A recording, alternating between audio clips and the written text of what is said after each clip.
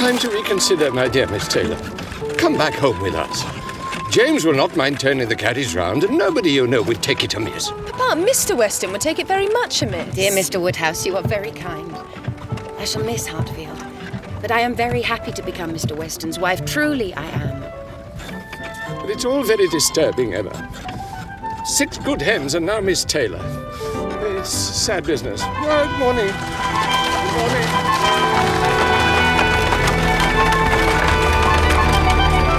Repeat after me. I, William Francis Weston. I, William Francis Weston. Take thee, Anna Taylor. Take thee, Anna Taylor.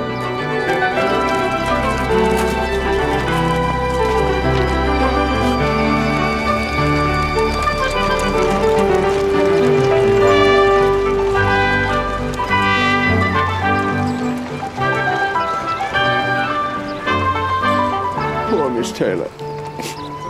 Oh, Father. What a pity it is that Mr. Weston never thought of her. But, Father, you wouldn't have Miss Taylor live with us forever when she could have a house of her own. It's been a long time since I needed a governess. She will never see us now. Randalls is such a distance. It's barely half a mile, Father. Depend upon it, we shall see Mrs. Weston nearly every day. Well, I take it very ill when people get married and go away. I think they should not do it. Will you play at backgammon, Father? Oh. Why will people call at such a late hour? There you are. How are you, Thomas, and your family? Very well, Mr. Knightley. Thank you, sir. Well, how did it go? I'm sorry to have missed it. How did you all behave? Who cried most? Ah, poor Miss Taylor. Poor Mr. Woodhouse. Poor Miss Woodhouse, if you like, but I can't say poor Miss Taylor. At the very least, she has only one to please now, not 2. Especially when one of those 2 is such a fanciful, troublesome creature. Is that what you were thinking? Perhaps. I'm afraid that's very true. I believe I am sometimes very fanciful and troublesome. Oh, dearest Papa, I didn't mean you. Mr. Knightley didn't mean you. I meant only myself. Mr. Knightley loves to find fault with me, you know. Oh, dear. In a joke. It is all a joke. Ah, yes, of course. We always say what we like to one another. Well, you want to hear about the wedding? We'll behave charmingly. Everybody punctual, everybody in their best looks, not a tear and hardly a long face to be seen. Dear Emma bears everything so well. But every friend of Miss Taylor's must be glad to see her married. And you've forgotten one matter of joy to me, that I made the match myself. You made a lucky guess, Emma. That's all that can be said for you. I wish you would not make matches, my dear, for whatever you say always comes to pass. Pray, do not make any more of them, Emma. Oh, I promised to make none for myself, Papa, but I must indeed for other people. Poor Mr. Elton now. I must look about for a wife for him. You'd do better to leave the poor man alone, Emma. But he has been here a whole year, and he has fitted out the vicarage so comfortably, it'd be a shame to have him single any longer.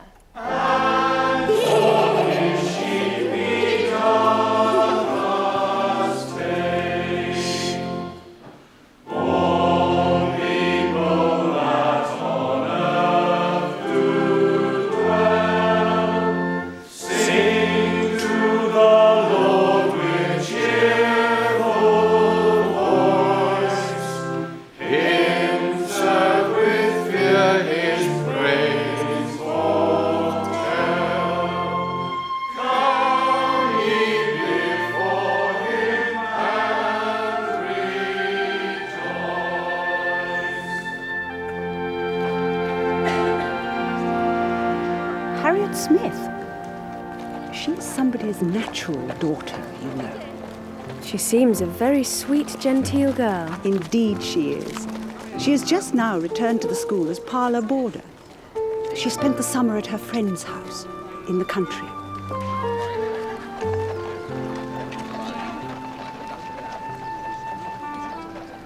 It would be good for her to have the benefit of more varied society.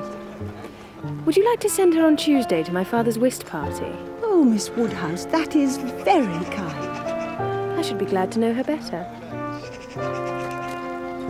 Mrs. Bates, let me propose you venturing on one of these eggs. An egg boiled very soft, you know, is not unwholesome. Yes. Mr. Perry is not altogether against eggs, are you, Mr. Perry? Against eggs? No, indeed. A soft-boiled egg will do you no harm. There you are, Mrs. Bates. Mr. Perry says it is all right. Indeed, she dearly loves a fresh egg softly boiled. I think she does not hear, Miss Bates. Mr. Knightley was so good as to let us have 3 dozen of his very best fresh-laid eggs. Searle understands boiling an egg better than anybody. And when his man, William Larkins, brought them around, he said that Mr. Knightley is left without an egg. I would not recommend an egg boiled by anybody else. Imagine no eggs at Donwell Abbey, but then he is so very generous. You need not be afraid. These are very small, you see. One of our small eggs will not hurt you. I think she does not hear, Miss Bates. Allow me to help you, Mrs. Bates. Oh, thank you so much, Mr. Elton. You are very, very kind within everyone. And they have 8 cows, 2 of them Alderneys, and 1 a little Welsh cow. A very pretty little Welsh cow. And Mrs. Martin said as I was so fond of it, it should be called my cow. Do you know the Martins, Miss Woodhouse? Mr. Martin knows you by sight very well. His farm is very near to Donwell. Then they must be Mr. Knightley's tenants.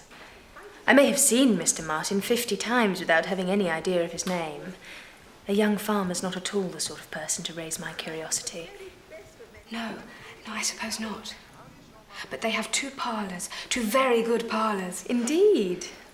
Well, Harriet, I'm sure these Martins must feel very proud to entertain a gentleman's daughter. I do not know that my father is a gentleman, Miss Woodhouse. Oh, I'm quite sure he is. But even so, and particularly bearing in mind the misfortune of your birth, you should be very careful whom you choose as your friends. Oh? Do you think so? I'm quite sure of it. Miss Smith, what do you say to a little bit of apple tart? A very little bit? Let Emma help you to a very little bit of apple tart. No. Allow me.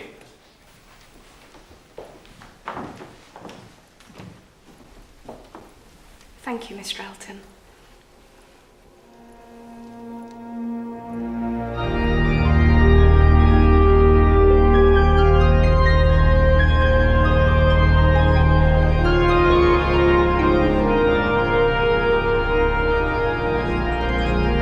How can I ever thank you enough, Miss Woodhouse, for showing me where true joy was to be found?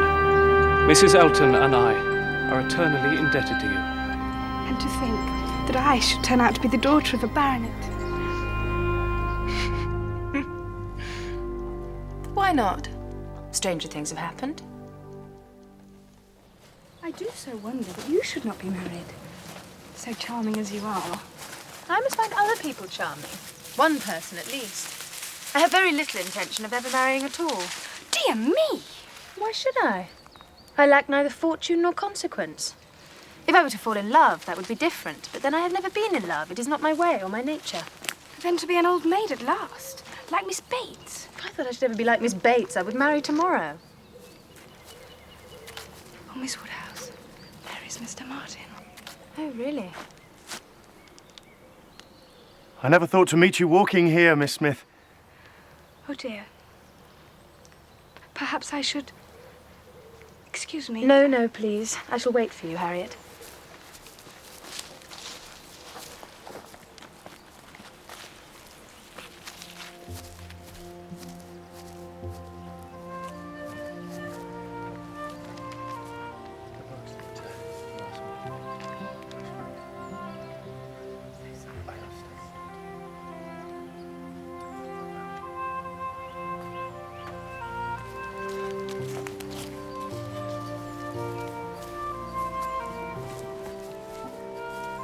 Only think about happening to meet him. Oh, Miss Woodhouse, please say what you think of him. Do you think him so very plain? He is very plain, undoubtedly. But that is nothing compared with his entire lack of gentility. I did not expect much, but I had no idea he could be so very clownish, so totally without air. To be sure. He is not so genteel as real gentlemen. Indeed, no. Consider Mr. Knightley. Consider Mr. Elton. Certainly he is not like Mr. Knightley. But Mr. Knightley is so very fine a man. And Mr. Elton, who has paid you such particular attentions. You must see the difference. Yes. I suppose there is a great difference. And I think Mr. Elton is becoming very fond of you. Harriet, have you ever had your likeness taken? My likeness? Don't you think she makes a charming picture? Oh, yes, indeed. You have given Miss Smith all that she required. She was a beautiful creature when she came to you, but you have made her graceful and easy. Oh, no, she only wanted drawing out. Oh, I shall never do justice to her. Do you see, Mr. Elton? Her features are so delicate, and yet there's a peculiarity in the shape of the eyes and the line about the mouth. Exactly. And that's just what you've caught. There she is, to the very life. Mr. Elton, I've scarcely begun. Oh, but these are excellent. No, nothing like. You will see when they come. My sister Isabella and her children. They would never keep still. Her husband, Mr. John Knightley. He is not so bad, but Isabella said it didn't do him justice. So I resolved to give up portraits forever. At least where there are husbands and wives in the case. Ah, yes. But there are no husbands and wives in this case. Or should I say, not at present. Perfection. Absolute perfection. Miss Smith has not those eyebrows, I think. Oh, no. I cannot agree with you. You've made her too tall, Emma. Oh, no. Certainly not too tall. Well, consider, she's sitting down. And the proportions, must be preserved. It's very pretty. But, my dear, she seems to be sitting out of doors with only a little shawl over her shoulders. It makes one think she must catch cold. But, Papa, it's supposed to be summer. A warm day in summer. Look at the tree. I regard it as a most happy thought. The placing of Miss Smith out of doors. And the tree is touched with such inimitable spirit. Miss Woodhouse, might I appeal for the commission of getting the picture framed? If you would trust me with it, I could ride to London at any time. No, I will be bold and insist that you entrust it to no one but me.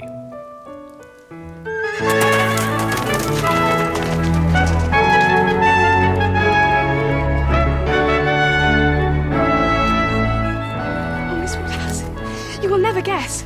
He has proposed. Already? But are you quite sure? Yes, he says so quite clearly in this letter. Oh, Miss Woodhouse, what am I to do? But this letter is from Mr. Robert Martin. Yes. Didn't I say that? Do you think it is a good letter? Is it too short? No, it is a good letter. A very good letter. Much better than I should have expected. So, how should I reply? Oh, Miss Woodhouse, please advise me. Oh, no, the letter had much better be all your own. But your meaning must be quite clear. No doubts or demurs. You need not elaborate on your sorrow at his disappointment. You think I ought to refuse him, then? Harriet, are you in any doubt? I had no notion he liked me so very much. I lay it down as a general rule, Harriet, that if a woman doubts, she certainly ought to refuse him. But do not imagine I want to influence you. Oh, no, I'm sure. But if you would just advise me what I had best... I don't mean that. As you say, one's mind ought to be quite made up. Do you think I'd better say no? Harriet, you must be the best judge of your own happiness. Do you truly prefer Mr. Martin to every other man you've ever met? Harriet, do not deceive yourself. Do not be run away with by gratitude and compassion. Miss Woodhouse, as you won't give me your opinion, I think, yes, I have now quite determined and have almost made up my mind to refuse Mr. Martin. Do you think I am right? Perfectly, perfectly right. Dearest Harriet. And now I can tell you what I could not tell you before, because I would not influence you. Had you accepted him, I would have lost my friend. I could not have visited Mrs. Robert Martin of Abbey Mill Farm. Now I am secure of you forever.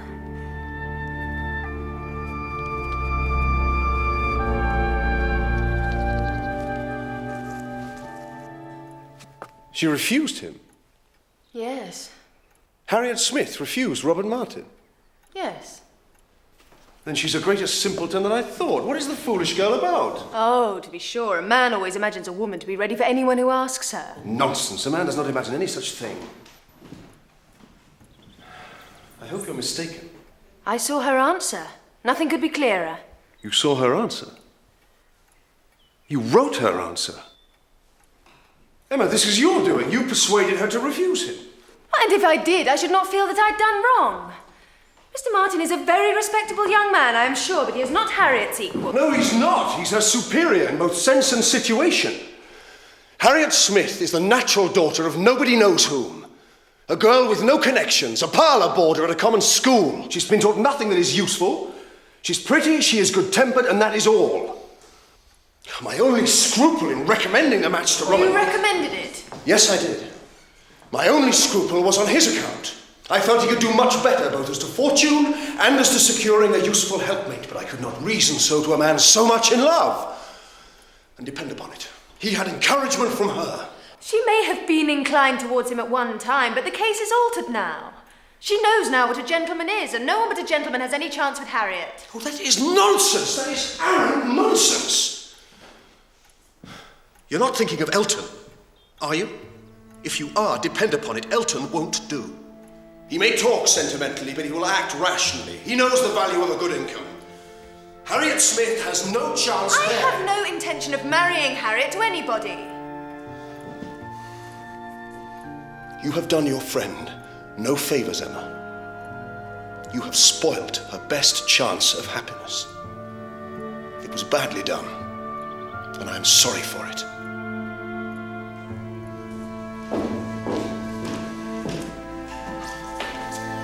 Good day to you.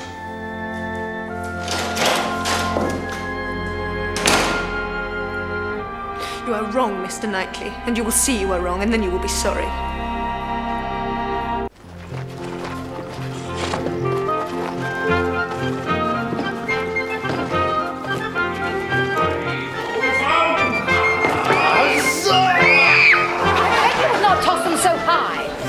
Nonsense, higher the better. Now, come, Bella.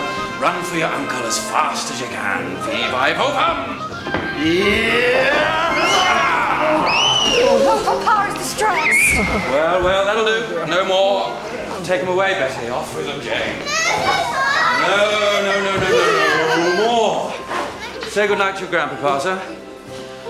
My little Emma shall stay a while. Ah, she makes no noise. You look well thus, Emma. Good night. Good night. Now then, sir, shall we take you, your little horse, to bed? Yes, we will, sir. Yes, we will.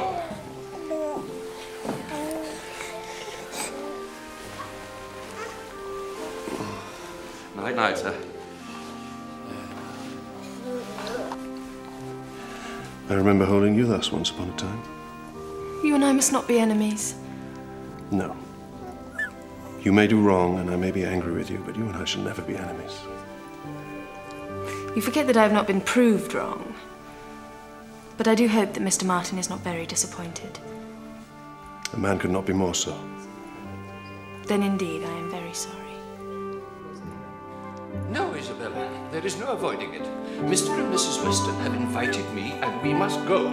Christmas Eve or not, whatever the weather. She is a bride, and the visit must be paid, I do believe, whatever the consequences.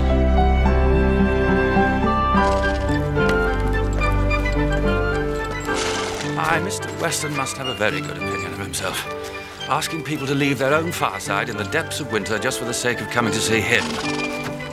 He must think himself a most agreeable fellow.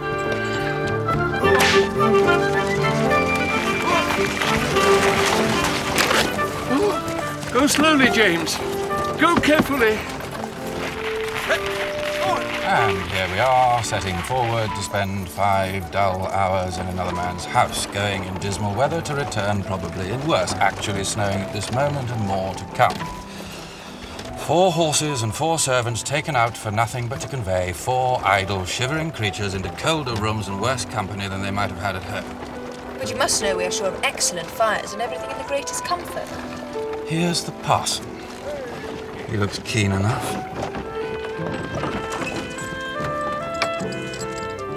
My dear sir, words cannot express my gratitude. On such a night as this, a Christmas party, nothing could be pleasanter. Miss Woodhouse, this is an honour. Nay, a delight. Well, get yourself in, man, and get the door shut, and the less said, the better.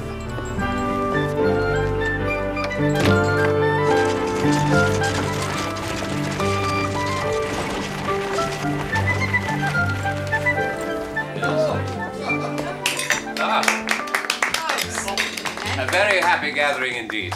We want only 2 more to be just the right number. Your pretty little friend, Miss Smith. Bad sore throat. Oh, dear. Has Perry been called? Yes, and recommends she stay in bed. Yes, what a shame for her, and a sad loss for us. Indeed. And my son, Frank. I had thought that Frank would be here for Christmas, but it was not to be. So, to absent friends. Absent friends.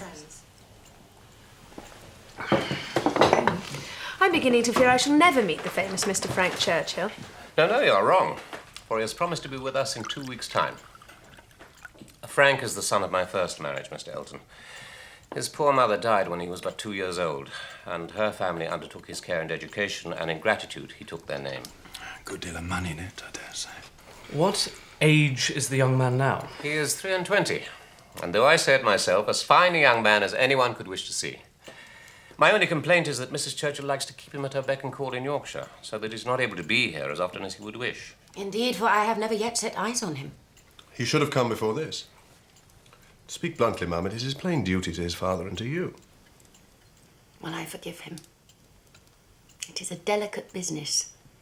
Mrs. Churchill rules at Enscombe, and she's a very odd-tempered woman. And his coming now depends on her being willing to spare him. That is the young man in question. Frank to the very life. Then he is very handsome. Is he not, Mr. Elton? I hardly know. Appearances may often deceive. As is well known, I intend never to marry. But I confess, if I were to change my mind, I have always thought Mr. Frank Churchill might be the man. For by all accounts, he seems to be the very epitome of manly excellence. Apart from his disinclination to exert himself and do what he knows to be right. Mr. Knightley, isn't it very unfair to judge a person's conduct when we do not know his situation? He may be unable to do what he truly wishes. There is one thing a man can always do if he chooses, and that is his duty. If he truly willed it, he could be here tomorrow. You seem determined to think ill of him. I? Not at all. He's a person I never think of from 1 month's end to another.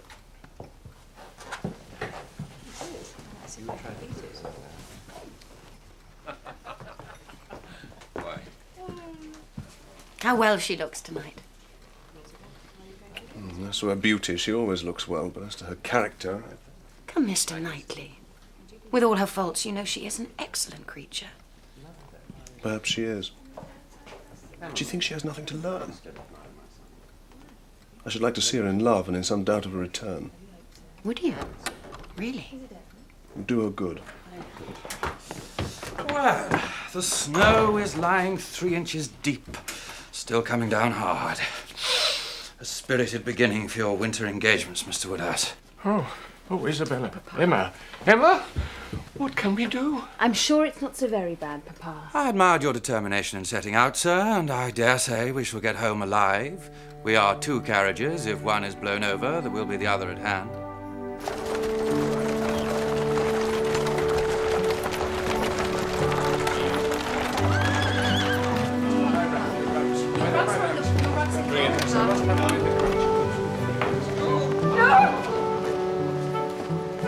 Mrs. Weston, how can I thank you for such a splendid evening?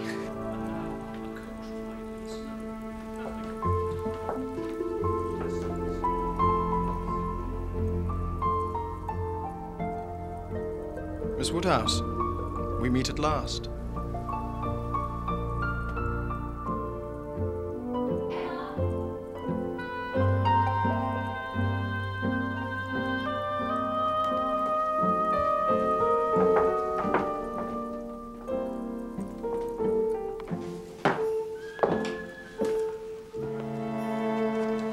Mr. John Knightley went in the first carriage with Mrs. Knightley and your father. I am to have the pleasure of escorting you. Oh, thank you.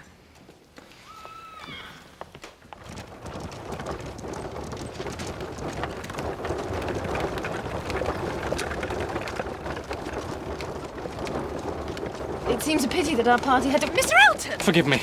I must avail myself of this God-given opportunity to tell you what I'm sure you must already know. That I adore you, worship you, passionately. Mr. Elton, Forgive me. please. I can't help myself. Dearest Miss Woodhouse, Emma, release me from torment. Tell me you return my love. Tell me you will be my wife and make me the happiest man on earth. Oh, Emma, I read my answer in your eyes. Mr. Elton, I am astonished. No, I'm sure you cannot be. Lovely as you are. Mr. Elton, I think you must have drunk too much of Mr. Weston's good wine. You have forgot yourself. I am not Miss Smith, but I shall be happy to take any message to her. Miss Smith? What should I have to do with Miss Smith? What do I care about her? Who can think of Miss Smith when Miss Woodhouse is near? No, you are all loveliness and modesty, but I'm sure you could not have mistaken my intentions. No, indeed you could not. Charming Miss Woodhouse. Allow me to interpret this interesting silence. It confesses that you have long understood me. Does it not? Lovely Miss Woodhouse. No, sir, it confesses no such thing. I have seen you only as the admirer of my friend. In no other light could you have been more to me than a common acquaintance. After all your attentions to Miss Smith, do you ask me to believe you have never thought seriously of her? Miss Smith? I think seriously of Miss Smith. No doubt there are men who might not object. Everyone has their level, but I am not, I think, quite so much at a loss. No, madam. My visits have been for yourself only. After all the encouragement I received. Encouragement? Sir, you've been entirely mistaken in supposing it. I'm exceedingly sorry, but it's as well the mistake ends where it does. I trust your disappointment will not be lasting. I have no thoughts of matrimony at present.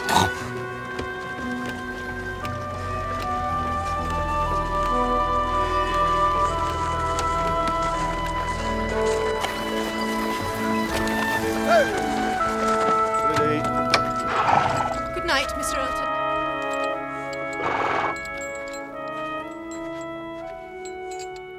Good night.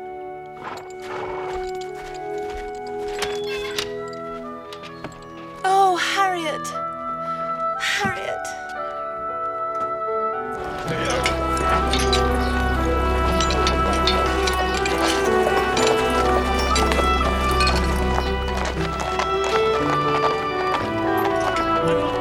Step up now, gentlemen, please.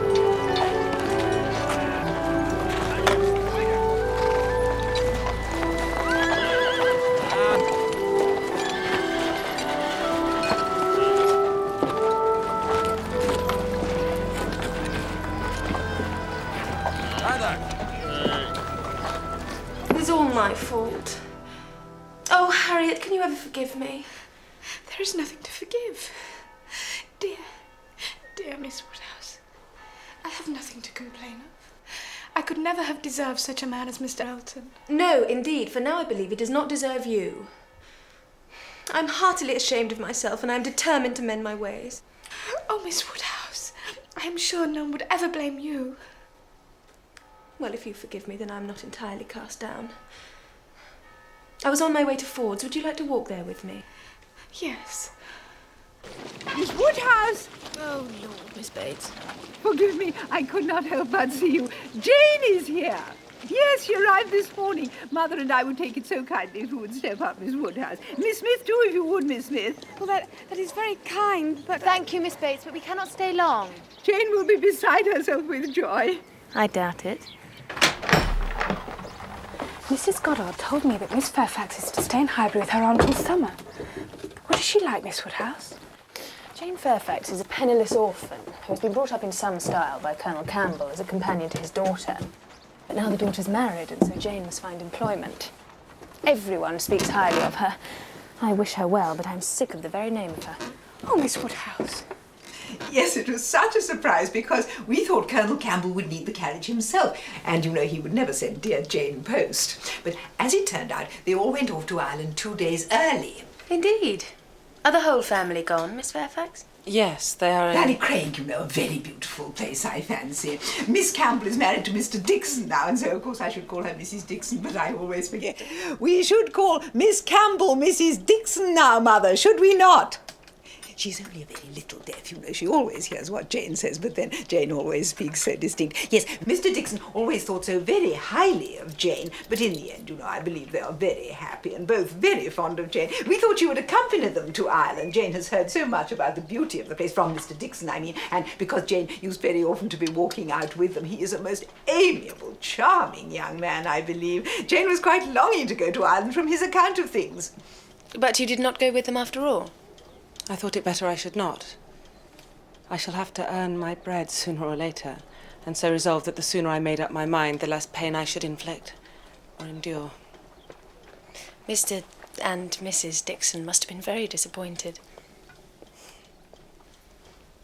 Indeed, I think they must have been. Nothing could have been more kind and pressing. Mr. Dixon does not seem backward in any attention. He is a most charming young man. Ever since the service he rendered Jane at Weymouth. Please, Aunt. No, you will not mind my telling it to Miss Woodhouse and Miss Smith. Poor Jane nearly met with a terrible calamity. They were out on the water in a boating party. Jane, you know, and Mr. Dixon and Miss Campbell. Well, thus she was then. And I think they had gone out rather far, for a squall blew up, and poor Jane, from the sudden whirling around of something or other among the sails, would have been dashed into the sea at once.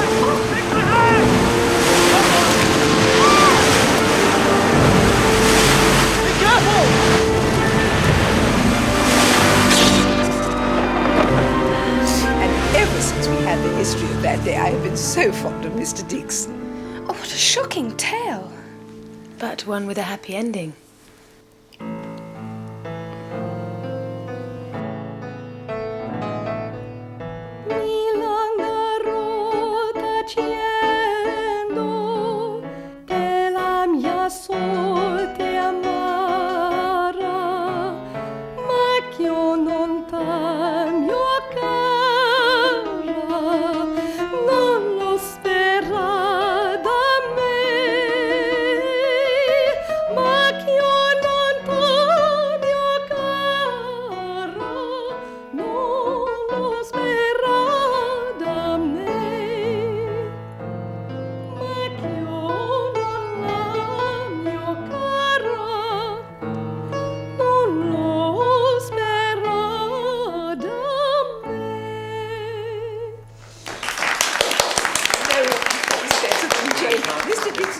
That even his fiancée was Jane's equal. My voice is tired. She does play and sing infuriatingly well. So beautiful. I've rarely heard anything to equal her.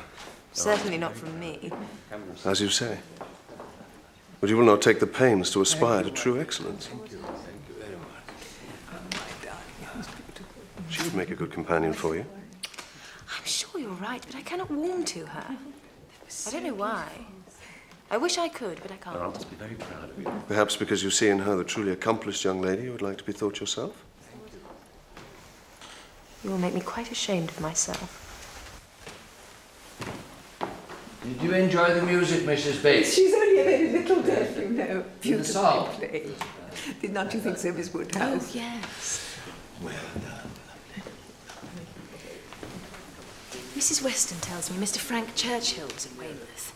Would he have been there at the same time as you? Yes, I think he was for some of the time. And were you acquainted with him?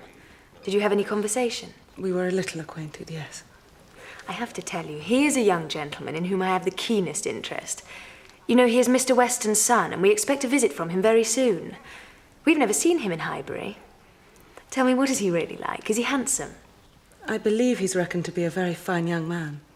And is he agreeable? He is generally thought so. But what did you think of him?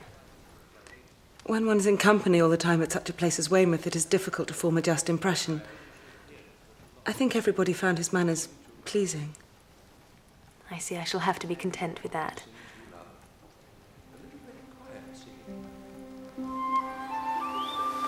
And all this is Mr. Knightley's?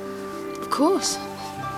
There is Donwell Abbey, and all these farms belong to the Donwell estate, and everyone who lives here is a tenant of Mr. Knightley's, or his servant. I should never have thought that one man could own so much. The sparrows and the skylarks don't belong to Mr. Knightley, do they? Perhaps not, but the woodcock and the pheasant certainly do. Drive on.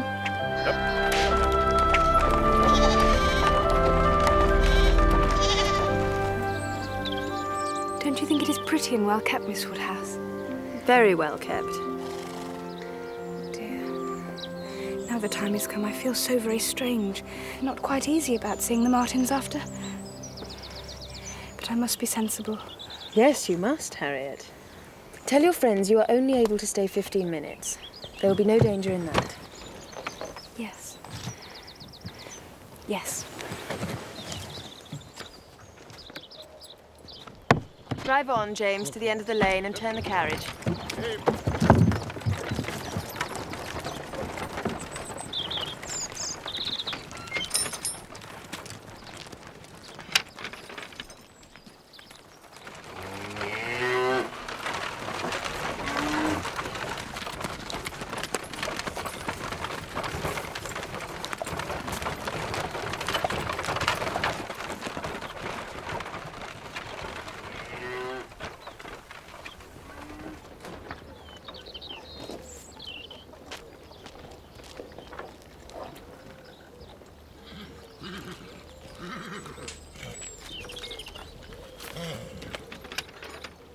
It was not quite comfortable at first, but then Mrs. Martin said she thought I'd grown since the summer, and we went to see the marks on the wainscot where Mr. Martin had measured us all, and they measured me again, and Mrs. Martin said she thought I'd grown a good half-inch. And we were all beginning to be like ourselves again. And just at the end, what do you think? Mr. Martin himself came in. And what then? Oh, nothing. He excused himself for being dirty and went away to wash himself. And then it was time for me to come away.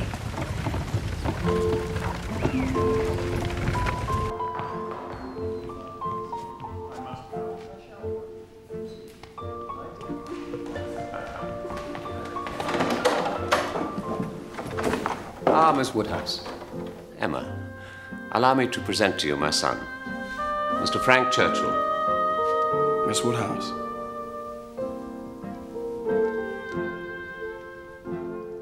We meet at last. And how do you like my son, Mr. I was extremely happy to meet Mrs. Weston. I was sure I would like her from her letters, but I didn't expect to see such beauty. I had imagined, well, a tolerably well-looking woman of a certain age. I didn't expect to see a pretty young woman. No, I don't. Mr. Churchill, you couldn't praise her too highly for me, but you mustn't let Mrs. Weston hear you speaking of her as a pretty young woman. Oh, I hope I should know better. I know whom I might praise without being thought extravagant in my terms. I must be going. I have business at the Crown. But I needn't hurry anybody else. No, if you have business, sir. Perhaps I should pay a visit, which must be paid at some time. A neighbour of yours, the name is Fairfax? But I believe the family are called Barnes or Bates? Of course, we know Mrs. Bates. We passed by the house. Miss Bates was at the window. Miss Fairfax, of course, you met at Weymouth. A fine girl. Call upon her, by all means. Oh, it is of little matter. Another day would do as well. Well, there was that degree of acquaintance at Weymouth. Go today, go today. What's right to be done cannot be done too soon. If you don't call early, it will be a slight. Nothing for it, then. I hope that you will have time to introduce me to Highbury, Miss Woodhouse, and show me all the points of interest.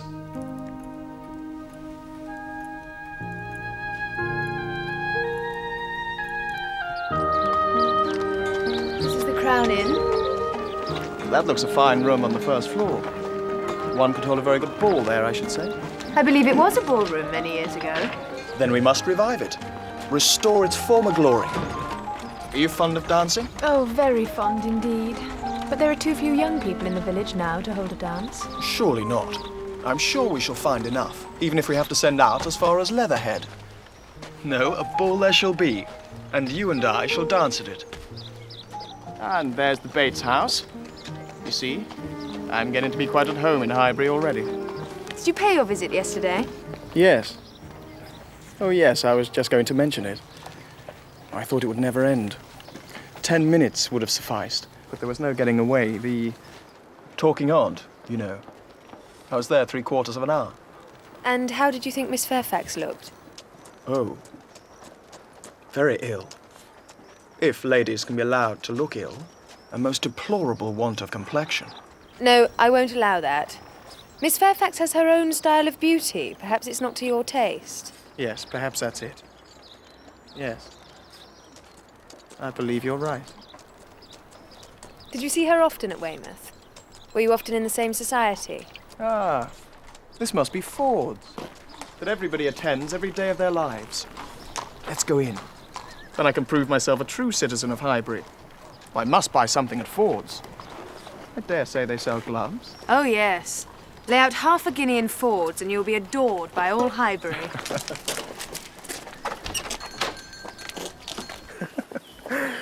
And what more delights does Highbury have in store for me? Oh, I fear we are coming to the end of them. This is Mr. Elton's house.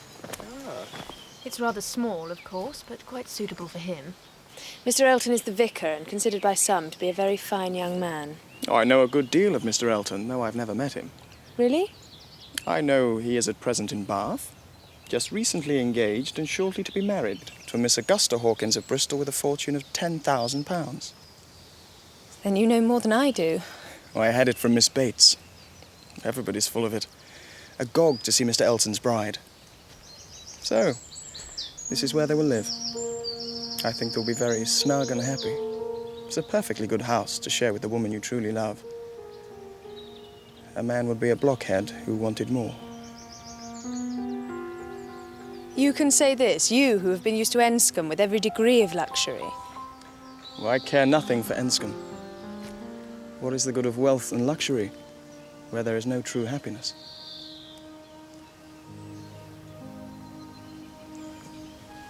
Should we make the full circle to Randall's? You see, I have got my bearings.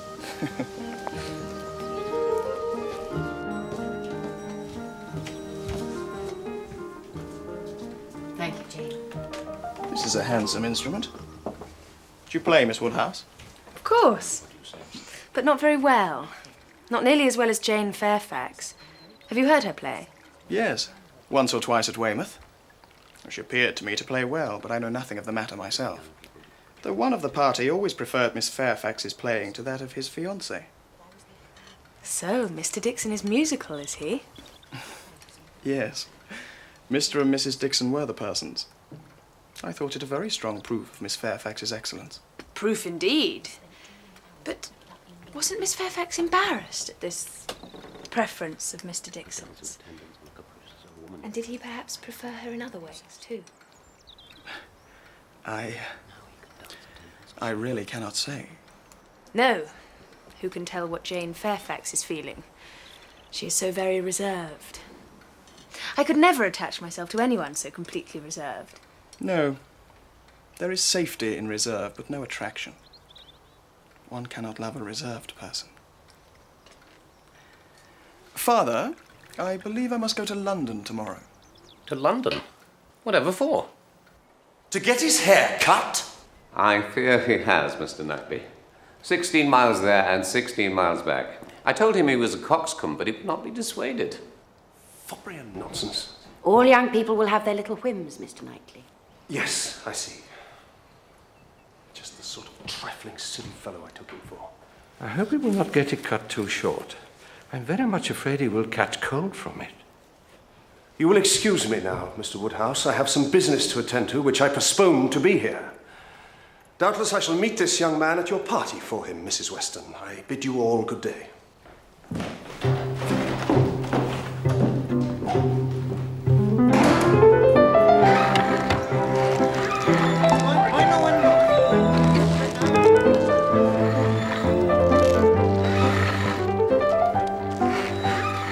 It is a pianoforte, Mother.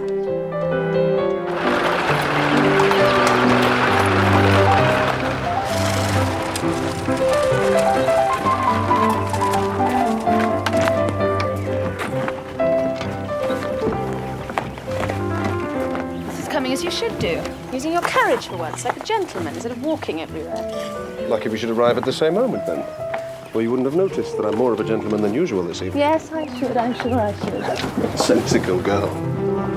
Oh, it was the greatest surprise, and really quite the finest you could wish for. Not a grand, but a large-sized square one, a very elegant-looking instrument, and it arrived just yesterday without any direction. Jane herself was quite at a loss who it could be from. What a mystery. Ah, but now we conclude it could only be from one quarter, do we not, Jane? For who else could it be from but Colonel Campbell? I declare, I don't know when I heard What are they talking about? more satisfaction. It seems that some mysterious person has made Miss Fairfax the present of a pianoforte. Now she has the new one. There will be no stopping. Why do you smile? Nay, why do you? I smile because you smile. Why, do you suspect something? Colonel Campbell is not the giver. Who can be? What do you say to Mr. Dixon? I cannot help suspecting that he may have had the misfortune to fall in love with her. You're sure it couldn't have come from the Colonel? If it was the Colonel, she would have guessed at once and not been puzzled. I have no doubt at all it was an offering of love. An offering of love? But only in the school. You have convinced me. I believe it was. It was early in the month of May. Down by the green fields I chanced to stray.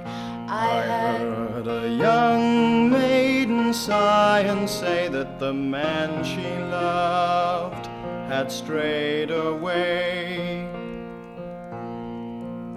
Oh, Father, Father, build me a boat. For it's over to Ireland I'm yearning to float. To search for my true love through tempest and storm. For I know in her arms I'm safe from all harm. Oh no, I thank you, but you have had quite enough from me. Miss Fairfax, would you give us the great pleasure of hearing you? Yes, if you wish, Mr. Knightley. Ah, Miss Smith. Keeping well, I trust. You're both shreds. No, I'm very well now, thank you, Mr. Perry.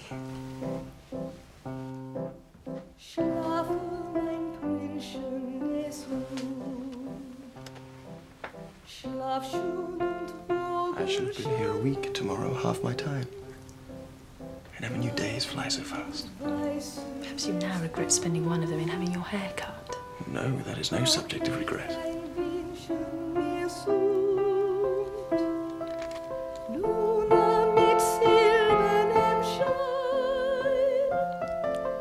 What's the matter?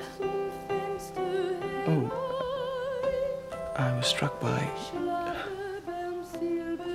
Really, Miss Fairfax has done her hair in so very odd a way. I never saw anything so outre. I must go and ask her whether it's an Irish fashion. Shall I? No, you shouldn't. Yes, I will. You shall see how she takes it. See whether she blushes. Do excuse me, Miss Bates.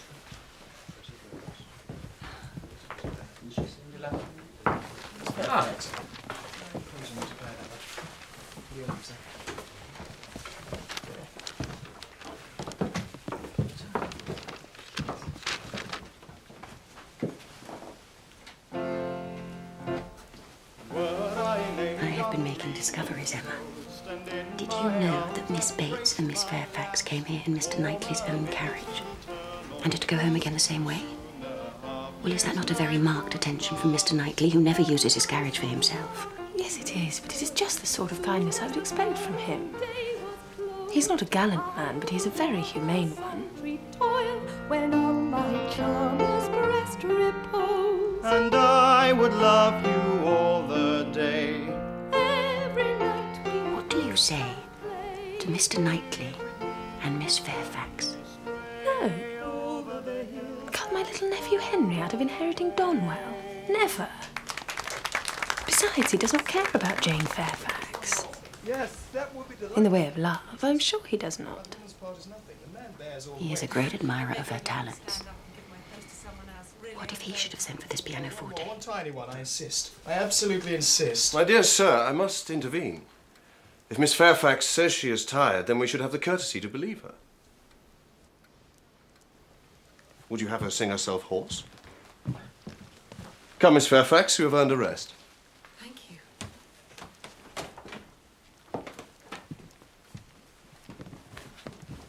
Miss Woodhouse. I have come here determined to dance, and nothing will satisfy me but that you and I shall show the way. Will you? With pleasure.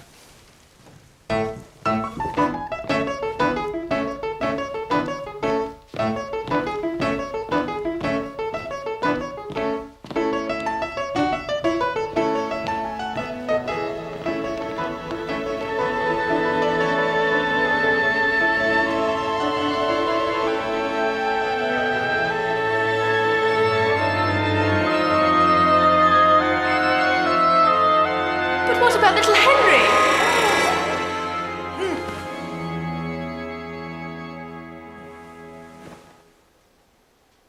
So obliged to you for your visit. Jane will be so pleased to show you the new instrument. Mr. Frank Churchill is here already, fastening the rivet of my mother's spectacles. He really is so big.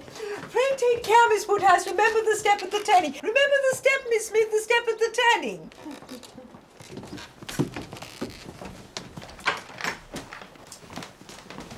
Ah, this is a pleasure. You find me occupied in trying to be useful. The pianoforte would not stand steady. You see, we've been wedging it with paper. Will you try it now, Miss Fairfax? Just a few notes.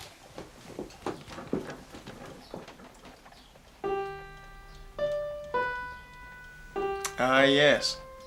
You hear that softness in the upper notes.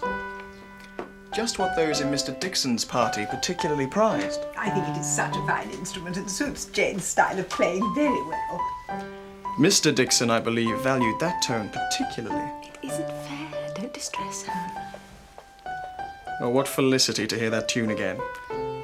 If I mistake not, that was danced at Weymouth.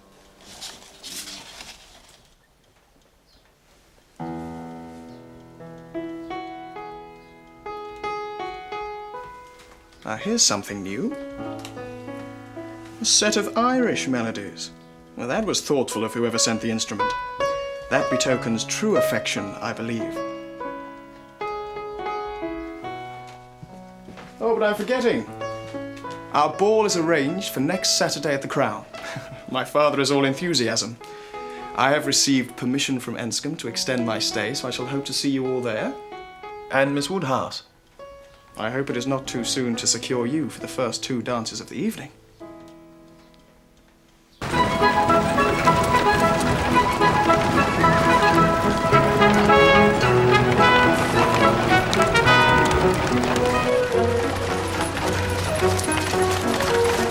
Why, I could almost fancy myself at Maple Grove.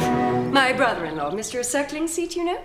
Yes, the morning room there is just such a shape and size as this. Mr. E? Yes, my love. Is this room not astonishingly like the morning room at Maple Grove? Very like indeed, Augusta.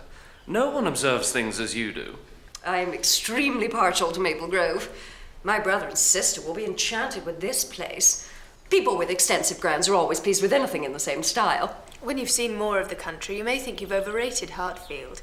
Surrey is full of beauties. Oh, yes, I am aware of that. It is the Garden of England, you know. Surrey is the Garden of England. Many counties, I believe, are called the Garden of England. Kent and Evesham too. No, I fancy not. I never heard any county but Surrey called so. My brother and sister have promised us a visit in the summer. They will have their barouche landau, of course, which holds 4 perfectly. But you will have many parties of that kind, I suppose, Miss Woodhouse. No, not many. We are a very quiet set of people, I believe. Well, we must do something about that, must we not, Mr. E? Indeed, Augusta. We've been calling at Randall's. Very pleasant people they seem to be. Mr. Weston seems an excellent creature. Quite a first-rate favourite with me already, I assure you. And Mrs. Weston, she was your governess, I think. I was astonished to find her so ladylike, quite the gentlewoman. And who do you think came in while we were there? Knightley. Knightley himself. My cara sposo had spoken of my friend, Knightley. Well, I declare he need not be ashamed of his friend. Knightley is quite the gentleman. And then Jane Fairfax. Oh, I quite rave about poor Jane Fairfax. And I've resolved to do what I can for her. I shall look out for a situation for her as a governess. Insufferable woman. With her caro sposo and her Mr. E. Actually to discover that Mr. Knightley is a gentleman. I thought she was a very pretty sort of young lady. though she speaks a little too quick. No doubt she'll make him a good wife, but I think he had better not have married. Come, Mr. Woodhouse. You mustn't be an enemy to every marriage. And poor Jane Fairfax, whatever her faults, has not deserved this. To be pitied and patronised by such a person. And now she must spend almost every day with the Eltons, with her taste and her pride. How could she endure it? Perhaps it is better than being always at home. You're right, Mrs. Weston. Miss Fairfax might well prefer to be invited by others, but she receives attentions from Mrs. Elton, which no one else pays her. She deserves better. I know how highly you think of Jane Fairfax. Yes. Anybody may know how highly I think of her.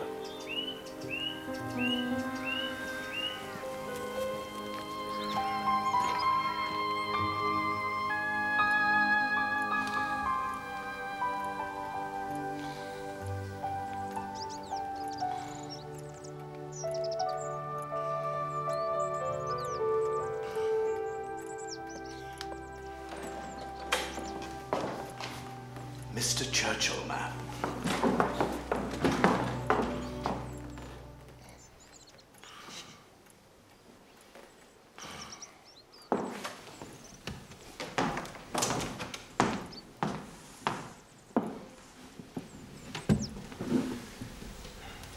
I come as the bearer of evil tidings.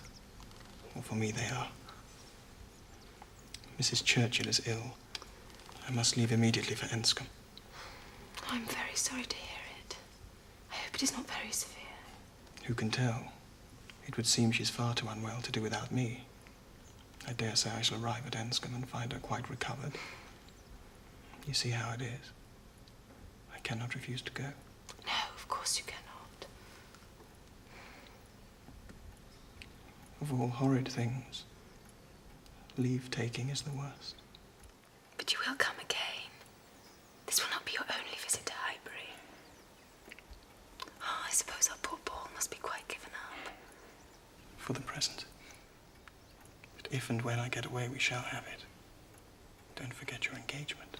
No, I promise you that. The first 2 dances. It has been such a fortnight.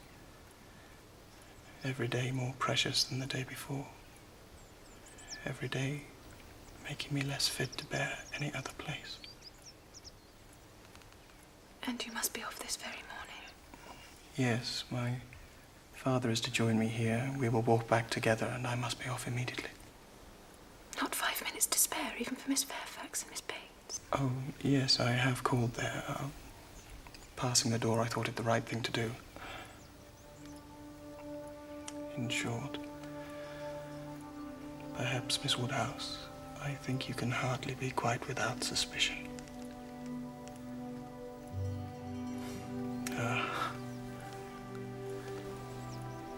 This will be my father. Better not to disturb Mr. Woodhouse. I hope we shall meet again before too long.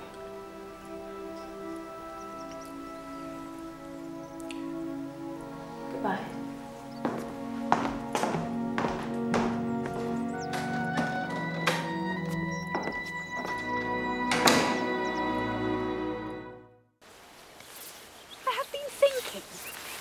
Forgive me, Miss Woodhouse, but are you very sad that Mr. Frank Churchill has had to go away? I had thought that... Yes, so did I, Harriet, but I find I bear his absence very well. I believe I've enjoyed every moment I've spent in his company, but I suspect he's not necessary to my happiness. Now, Jane, you shall not escape me. Here is April coming. June will soon be here. I get quite anxious about you. Have you really heard of nothing? A situation such as you deserve is no everyday occurrence. You've already missed the opportunity with Mrs. Bragg, a cousin of Mr. Seckling of Maple Grove. The whole world was dying to be governess in that family. Wax candles in the schoolroom. You may imagine how desirable. But let us not lose hope. We must begin inquiring for you directly. I beg you would not, Mrs. Elton. There are places in town where an inquiry would soon produce employment. Offices for the sale not quite of human flesh, but of human intellect. Oh, my dear, you quite shock me. If you mean a fling at the slave trade, I can assure you Mr. Sackling was always rather a friend to the abolition. No. The governess trade was all I had in view. Different as to the guilt of those who carry it on. But as to the misery of its victims, I'm not sure where it lies.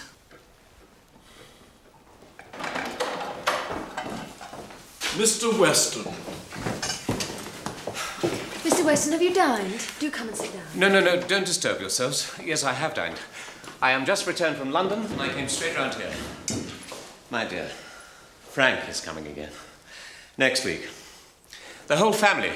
Milder air, you know, for Mrs. Churchill.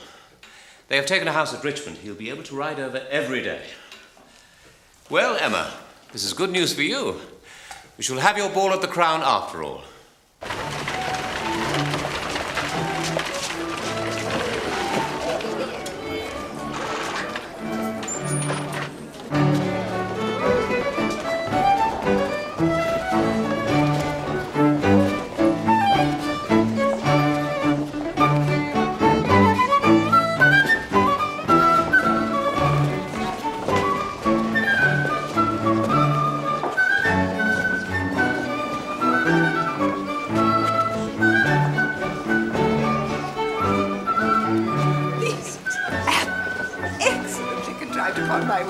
Nothing lacking. Could not have imagined it. Jane, look. Did you ever see anything like it?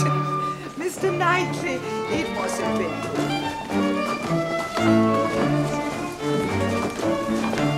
good. A very fine young man indeed, Mr. Weston. You may believe me, I never compliment. So truly the gentleman, without the least conceit or puppyism. I am extremely pleased with him. Thank you, Mrs. Elton. I have yet to meet anyone who did not like my son. But you must know that I can be very severe upon young men. I have a vast dislike of puppies, quite a horror of them. Had he turned out to be a puppy, I might have said some very cutting things, you may be sure. I am a scourge of puppies.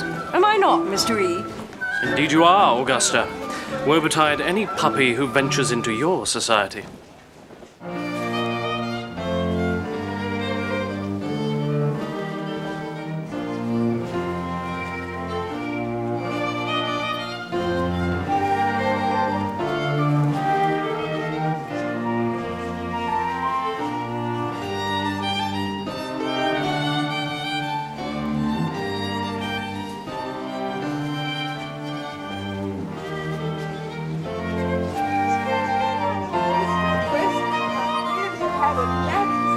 Good Mrs. Stokes would never know her own. Yeah, I saw him go just now. Did you not get your feet wet? She said, coming from the carriage. No, we did not. I said, did we, Jane? There was a man to know, and Mr. Frank Churchill was so extreme. And there he is now dancing. Mr. Frank Churchill cuts a very fine figure, does he not, Mr. Knightley? Very sprightly. Very sprightly, yes, indeed, that is the word for him. And so well partnered in Miss Woodhouse. They make a very pretty pair, do they not, Jane? They might have been made to stand up together.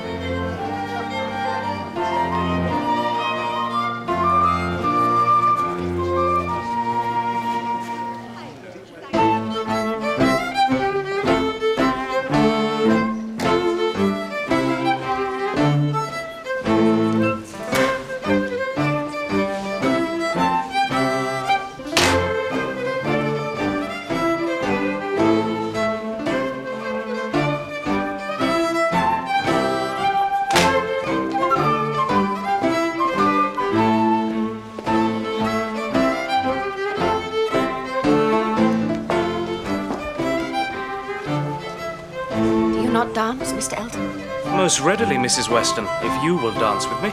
Me? No. I would get you a better partner. If Mrs. Gilbert wishes to dance, it would give me very great pleasure, I'm sure. Mrs. Gilbert does not mean to dance. But here is a young lady disengaged. Miss Smith. Miss Smith, I'm much obliged to you. I did not notice, Miss Smith. But I'm an old married man now. My dancing days are over. You will excuse me, Mrs. Weston.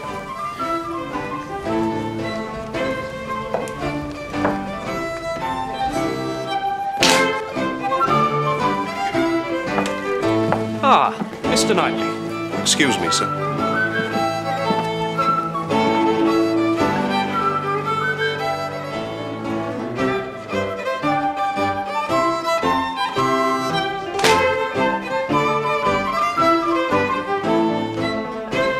I see Knightley has taken pity on poor little Miss Smith. Very good-natured, I declare.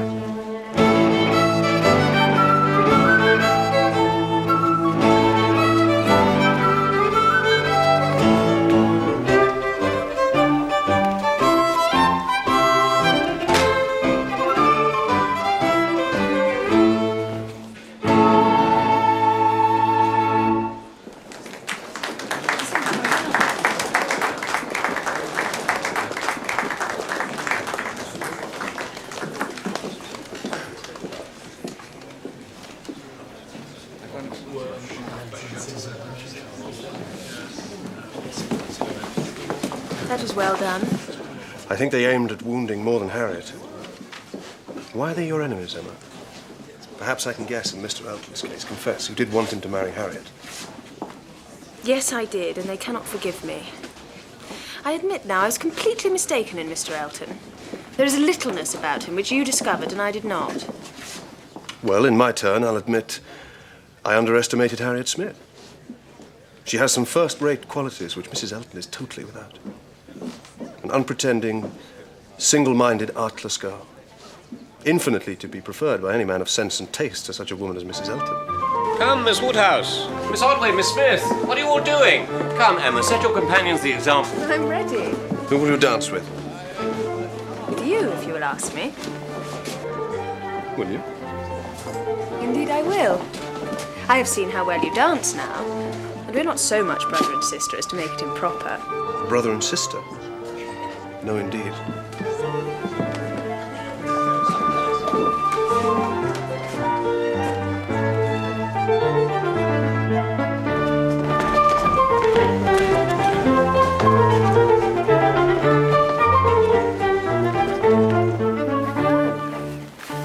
Old at all. When you talk to him, he seems quite different. But I was very surprised at first.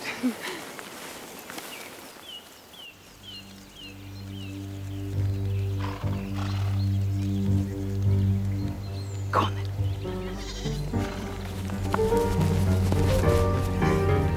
No, you are not to think that.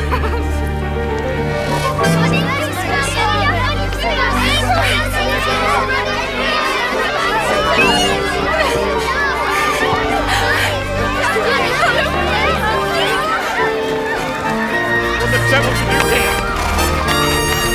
Stand away from that lady!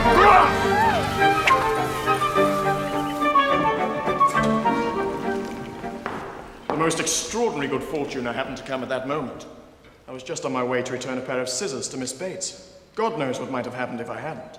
It does seem like Providence or something out of a romance full of brigands and outlaws. But for this to happen in Highbury...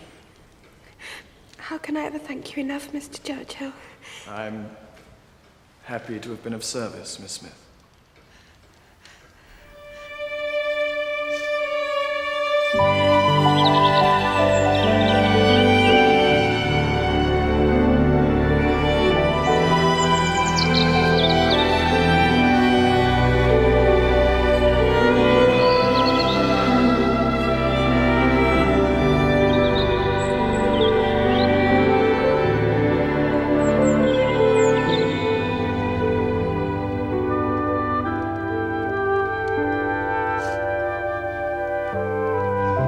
Mr. Knightley invites you to taste his strawberries, which are ripening fast.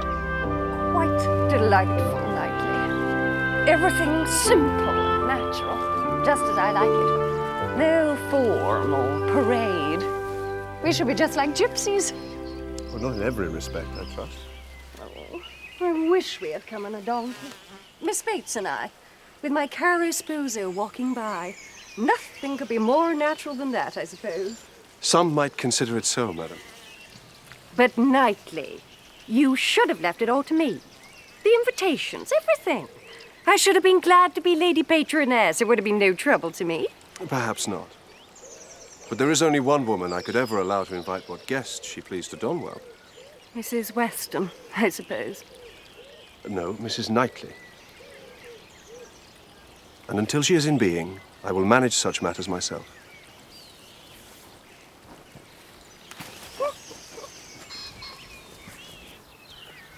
Well, here we are. You're all very welcome. The finest fruit in England.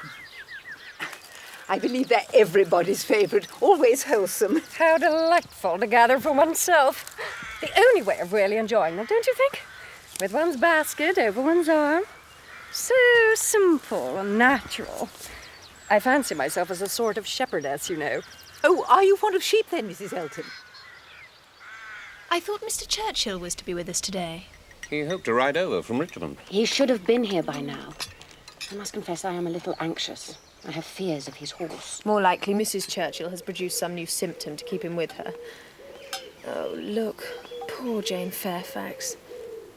How can she bear it? Will not take no for an answer, Jane. This is a friend of Mrs. Bragg's. A very superior situation. With only 2 daughters and very close to Maple Grove. Say the word, Jane. I shall write this very day. I beg you would excuse me, Mrs. Elton.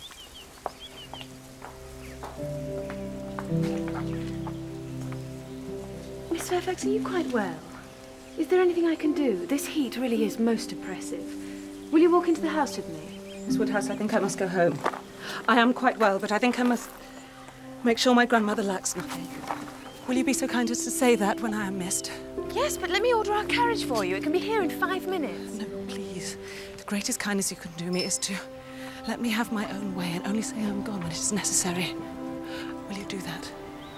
Yes, of course, if you wish it. Thank you. Oh, Miss Woodhouse, the comfort of being sometimes alone.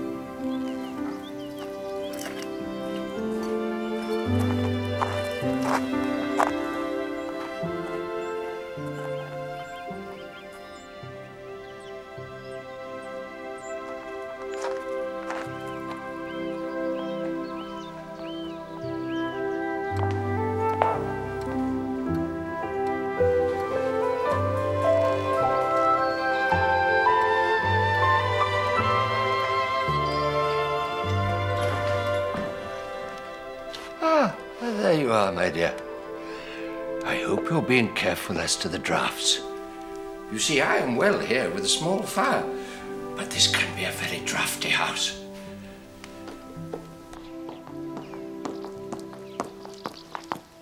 Ah, Miss Woodhouse. Where is everybody? I suppose there was hardly much point in my coming. The party will be breaking up, I suppose. I met one as I came in. Madness in such weather, absolute madness. What delayed you? Oh, Mrs. Churchill, one of her nervous seizures. This heat is really too much. You will soon be cooler if you stand still. Yes, thank you, but I must go back again. Could very ill be spared, but such a point was made of my coming. But you will come tomorrow on our outing to Box Hill. No, will not be worthwhile. If I come, I shall be cross. Then pray stay at Richmond. If I do, I shall be crosser still, thinking of you all there without me. These are difficulties you must settle for yourself. Choose your own degree of crossness. You're quite right. I'm an absolute bear today.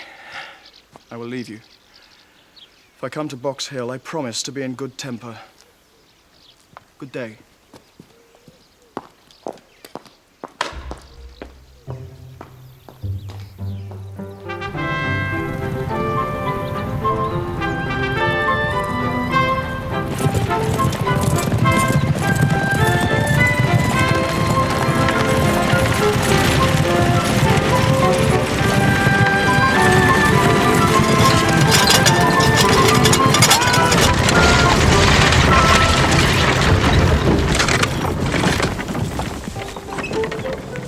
So this is Box Hill. Well, I am very glad to see it.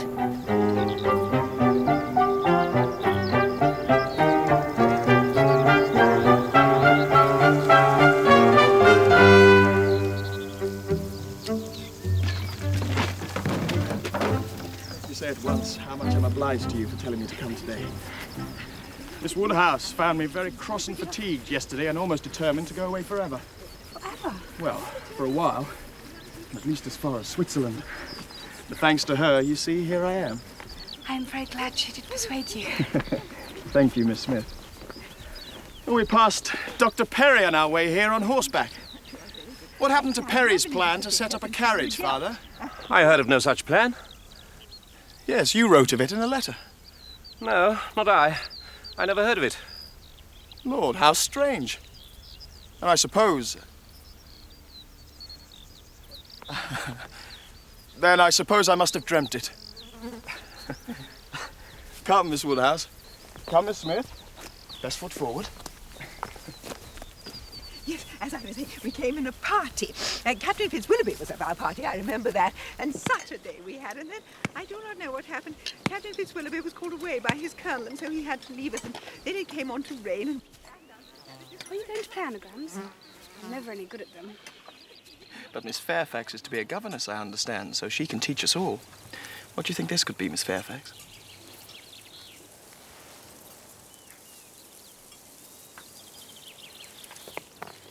Oh, may I try?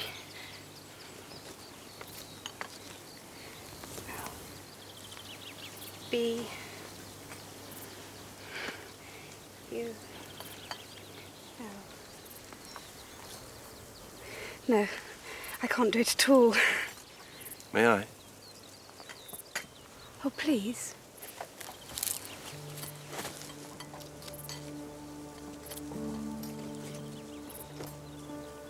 Blunder!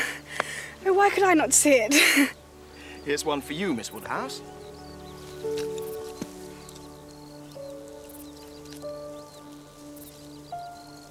For shame, we're going to take it. I don't want to. Shall I give it to her? No, you mustn't. Miss Fairfax, would you care to apply yourself to this?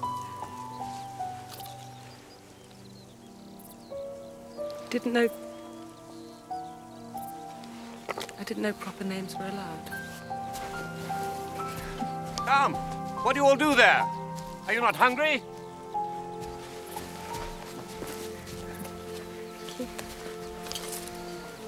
May I ask what the joke was that caused so much entertainment on one side and so much distress on the other?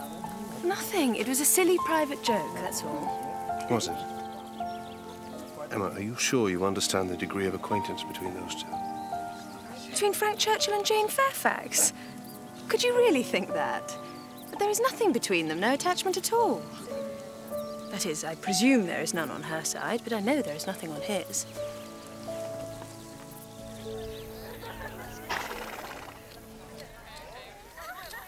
how strange that Mr. Frank Churchill should dream of Mr. Perry's carriage, for it was quite a secret, you know. Nobody knew of it but ourselves, and Jane, of course. And now for Mr. Frank Churchill to dream about it. Dreams are very extraordinary things, I think.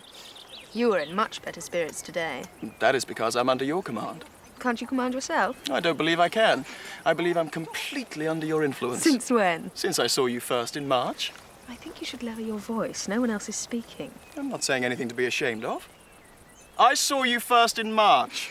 Let everybody hear it from Mickleham to Dorking. I saw Miss Emma Woodhouse first in March. There. Now, we are a very dull party, and that will not do. I'm ordered by Miss Woodhouse to say that she desires to know what you're all thinking. Is Miss Woodhouse sure she would like to hear what we're all thinking? No, upon no account. It is the very last thing I would stand the brunt of just now. Ordered by Miss Woodhouse, indeed. Well, I was never in any circle before where I was ordered or required to do anything. Or when my young ladies ordered married women to do this or that. I think it is only a kind of joke, Augusta. Joke indeed. Some people don't seem to understand proper decorum at all. In that case, Miss Woodhouse orders me to say that she requires something entertaining from each of you. It can be one very clever thing, or two moderately clever things, or three very dull things indeed. More of her orders? Intolerable. Well, I am happy to oblige Miss Woodhouse. 3 very dull things indeed. That will just do for me, you know. I shall be sure to say 3 very dull things as soon as ever I open my mouth, shan't I? Do not you all think I shall? But there may be a difficulty for you, Miss Bates. You'll be limited as to number. Only 3 at once. Ah, yes, to be sure. I see what she means, and I will try to hold my tongue. I must make myself very disagreeable, or she would not have said such a thing to an old friend. Shall we walk, Augusta? Happy couple. How well they suit each other. Very lucky marrying as they did on such a short acquaintance formed in a public place. How many a man has committed himself on a short acquaintance and regretted it the rest of his life?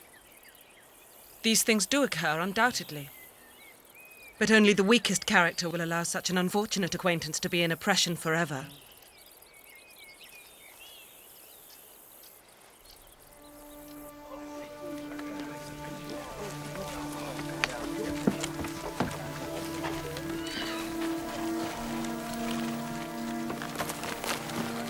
Emma, how could you be so unfeeling to Miss Bates? So insolent in your wit to a woman of her age and of her situation. I couldn't help myself. She is a good creature, but ridiculous you must allow.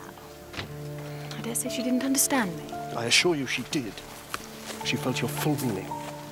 She's talked of it since with more candour and generosity than she got from you. When you were a little girl, it was an honour for you to be noticed by Miss Bates. Now it's the other way round. She is poor. She has sunk from the comfort she was born to. And you chose to humble her?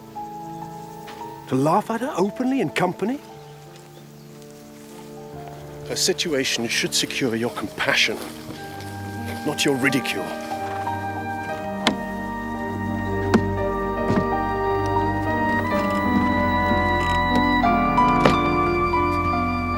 It was badly done, Emma. Badly done indeed.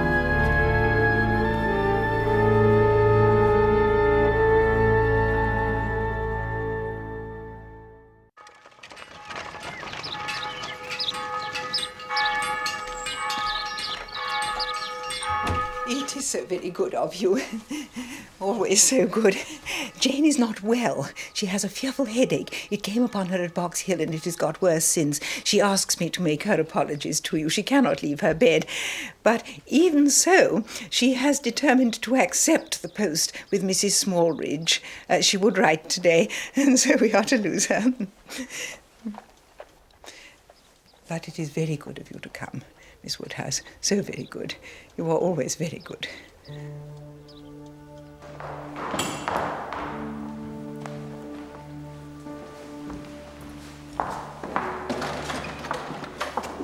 Ah, there you are, my dear. I wouldn't leave without seeing you. I'm going to London to spend a few days with John and Isabella. Have you anything to send or say? Besides the love which no one carries?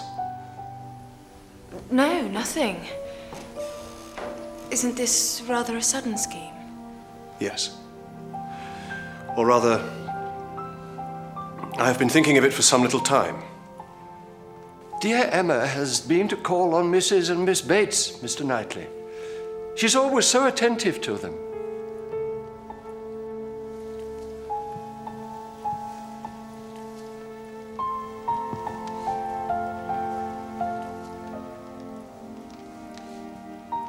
I must go.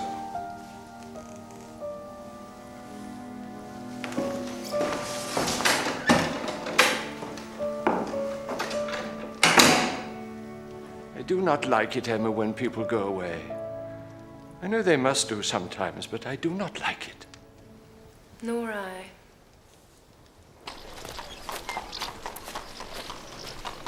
I have made up my mind that I shall never marry. Harriet, what makes you say this? I hope it's not in compliment to Mr. Elton. Oh, no. There is a person I admire, but he is not someone I could ever. I owe so much to him, and how could anyone not admire him? And this dates from the service he rendered you? Oh, yes. When I saw him coming, how noble he looked.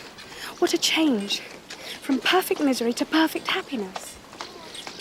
But I mustn't think of him, must I? Well, stranger things have... No. Dear Harriet, you mustn't let yourself be influenced, especially by me. From now on, I am determined to lead a better life.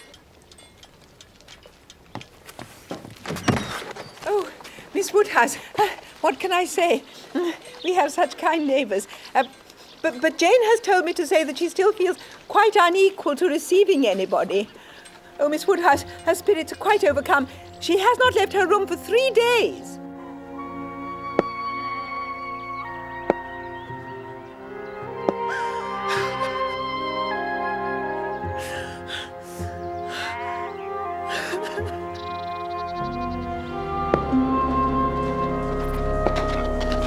Father, It is with the deepest sorrow that I must inform you of the death of my aunt, Mrs. Churchill. She was carried off by a seizure early on Tuesday morning. I was glad to be with her at the last. As to the future, that seems at present uncertain. I shall visit you again as soon as I can. Well, I'm heartily sorry for almost everything I said and thought about Mrs. Churchill. Yes, poor lady. Very sad. So ill and everyone vexed with her. Two interesting questions remain. Will she have left Mr. Frank Churchill enough money to make him independent?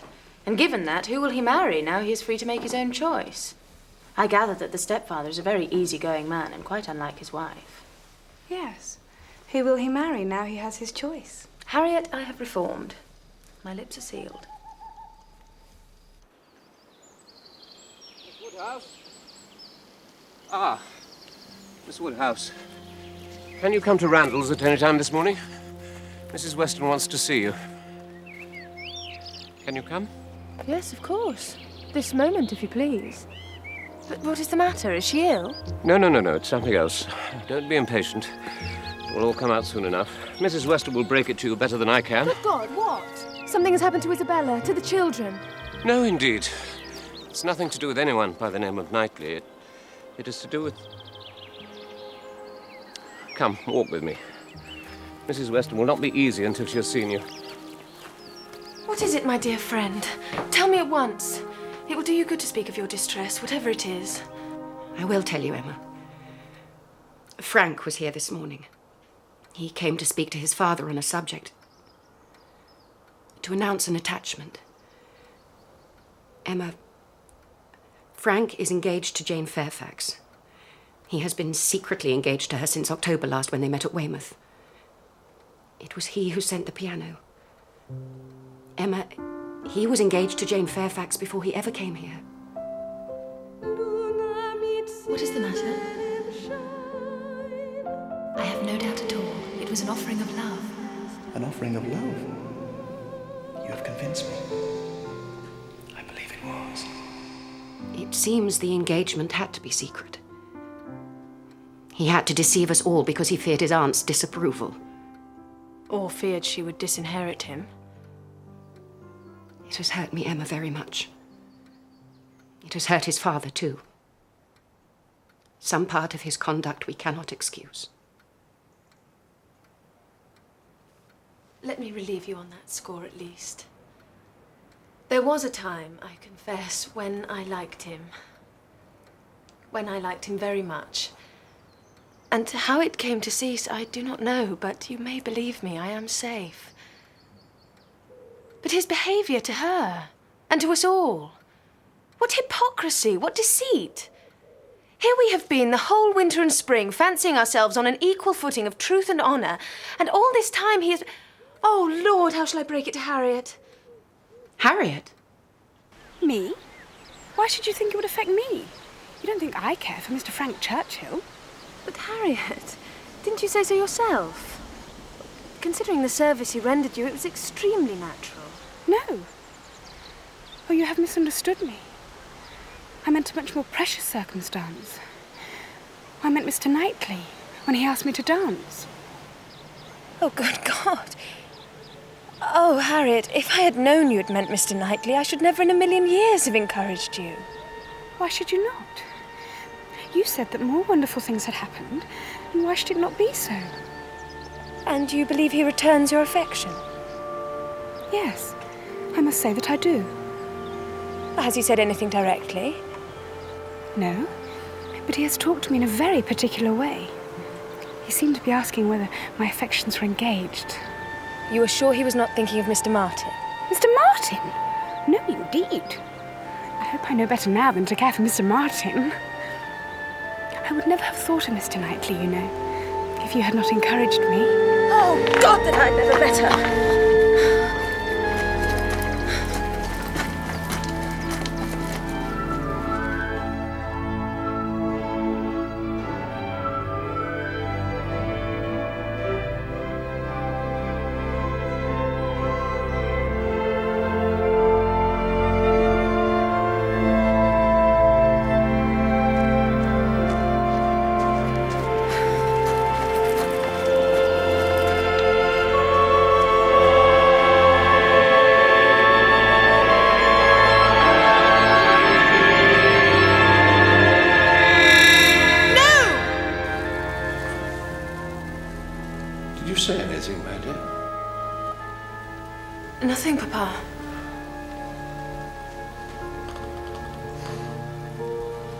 You and I shall never be enemies.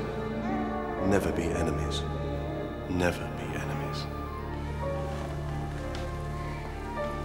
I've seen how well you dance now, and we're not so much brother and sister as to make it improper. Brother and sister? No, indeed. The situation should secure your compassion, not your ridicule. It was badly done, Emma. Badly done indeed.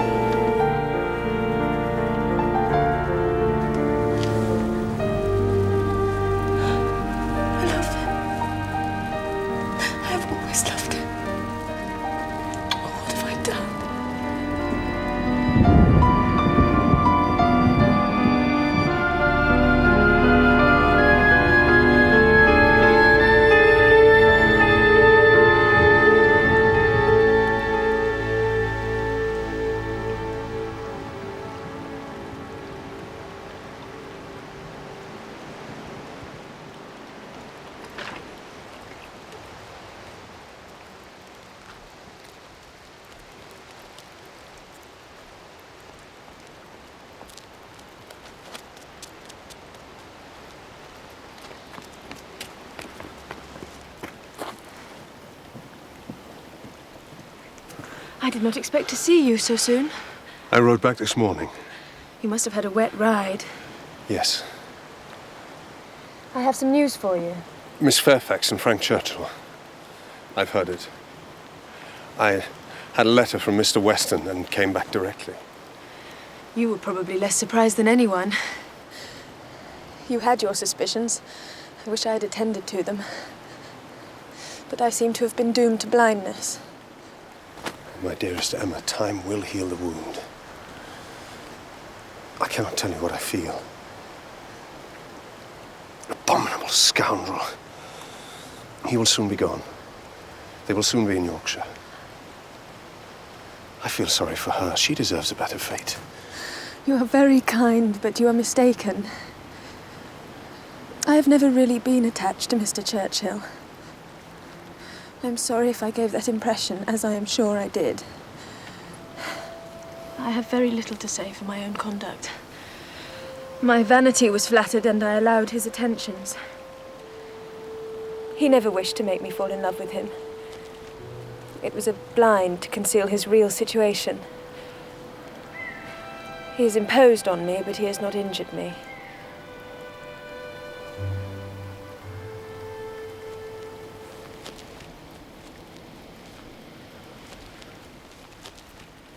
You know, he is a most fortunate man. Everything turns out for his good.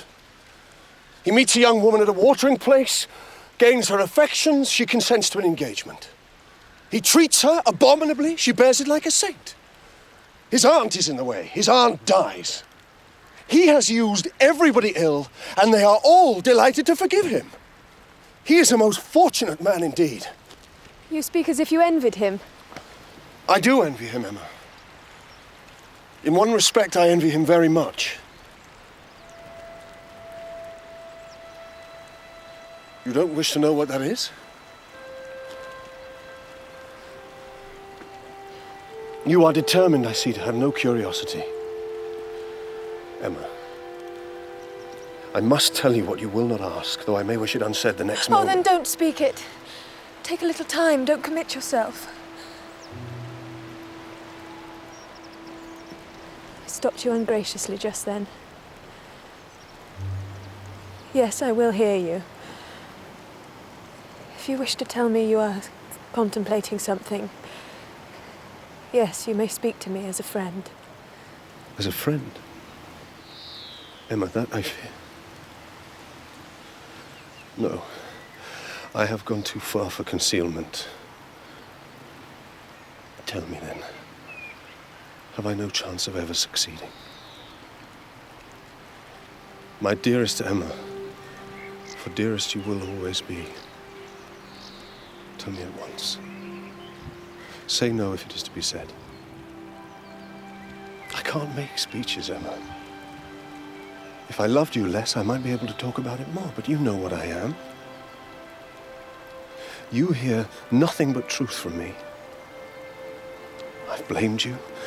I have lectured you. And you have borne it as no other woman in England would have borne it. Well, bear with the truth I tell you now. My manners may not have much to recommend them, but... Oh, you understand me. Yes, you understand my feelings, and you will return them if you can. I can. I do return them. I do love you. I believe I always have, though I didn't know it until yesterday, I think. Then you do consent? I do. I do. This is so strange. I held you in my arms when you were 3 weeks old. Do you like me as well now as you did then?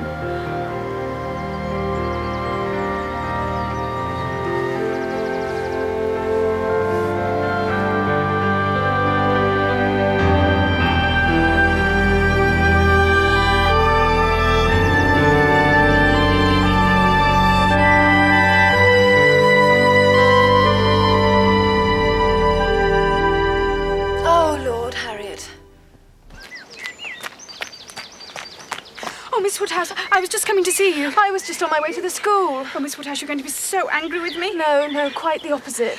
I must tell you now, for you will know soon enough. I'm going to be married to Mr. Robert Martin. He came to the school. He was so polite and gentlemanlike, and he told me his feelings had never changed, that he loved me still, and that he had tried to overcome it, but not been able to. And Mr. Knightley had encouraged him to try again. He is so good. And I found I couldn't say no. In fact, I believe I have truly been in love with dear Robert all the time. Oh, Miss Woodhouse, say you will forgive me and think kindly of me, although I understand you will have to give me up and not see me anymore. Oh, Harriet, this is very good news indeed. What are you thinking of, Emma? No, I do not think this is a good idea at all. Well, think of poor Isabella. Think of poor Miss Taylor. But I love him, Father, and he loves me. Yes, that may very well be, but you'd much better not get married. I mean, what would I do if you went from Hartfield? My dear sir, Emma and I have discussed this, and we have agreed there could be no question of Emma's leaving you. And we understand you would be much happier here at Hartfield rather than removing to Donwell Abbey. Therefore... Mr. Knightley has offered to come and live here as long as you wish it, Papa. Isn't that good of him? But we see him every day as it is. Why can we not go on as we did before? We see him every day, but we are alone at night. Papa, I have heard that the chicken thieves have returned to the neighbourhood. Not 2 nights ago, they broke into Mrs. Weston's poultry house and stole all her turkeys. Oh. Would you not be happier knowing Mr. Knightley were in the house? Why, yes, Emma. I believe I would.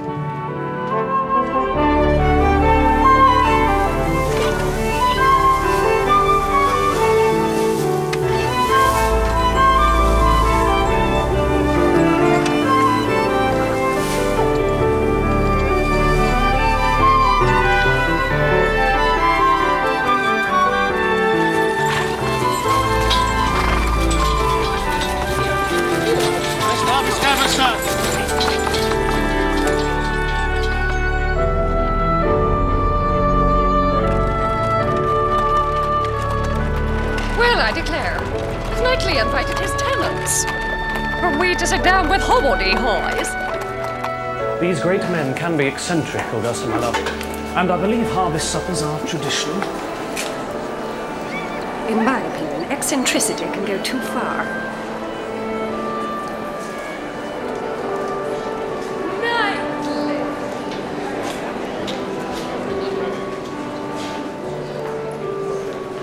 Ladies and gentlemen, friends, we have been blessed this year again with a good harvest.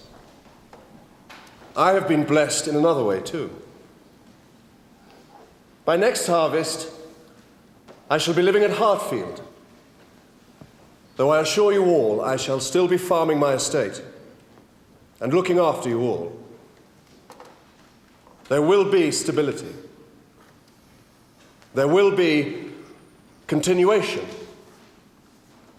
though my life is to change. I ask you all to drink the health of the lady who has made me the happiest man on earth. Miss Emma Woodhouse. Miss Emma. And Mr. Knightley. Mr. Knightley.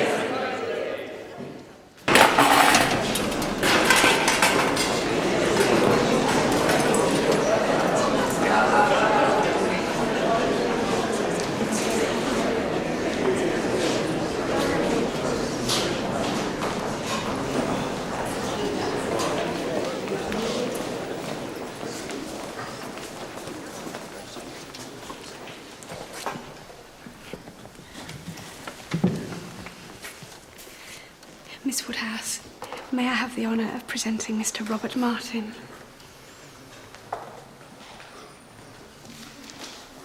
Delighted, ma'am. And so am I. I hope you will both be very happy, and I hope you will come and visit us soon at Hartfield, with your sister, of course, and Miss Smith. Did you see that, Mr. E? Well, I suppose she always meant to catch Knightley, if she could. I hope her pride will be contented now. Oh, Emma, such happiness. Congratulations, Emma. I know you think the good fortune is all on my side. Aye, not at all, not at all. You needn't deny it, for this once I agree with you.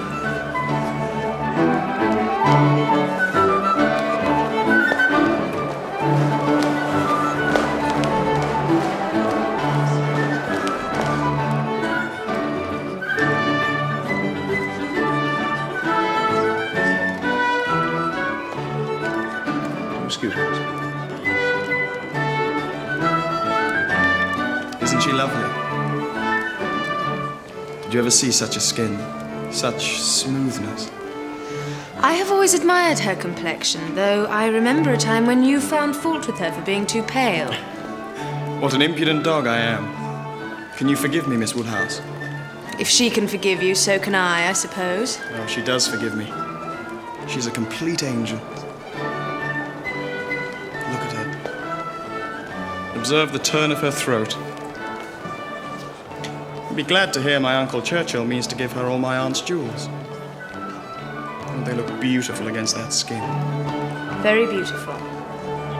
She hears us. She hears us, I see it in her cheek. She pretends to listen to the others, but she can attend to nothing else.